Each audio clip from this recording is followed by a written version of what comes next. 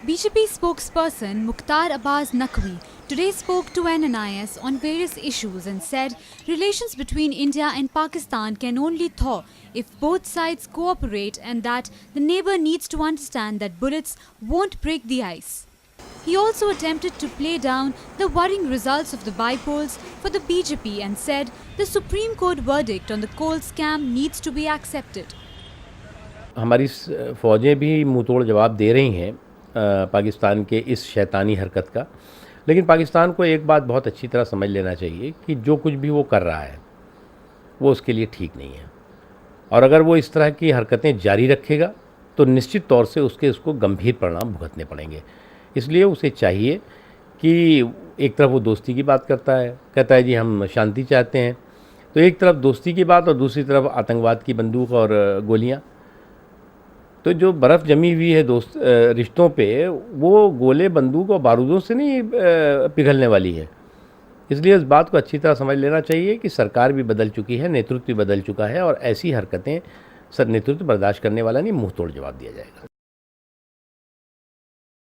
हमारे कोल मिनिस्टर ने खुद कहा है कि अच्छा फैसला है, और कहीं पर भी किसी भी स्तर पर कभी से कोल ब्लॉक आवंटन में गड़बड़ियाँ हुई हों, जनधन की लूट हुई हो, तो उसको छूट नहीं दी जा सकती।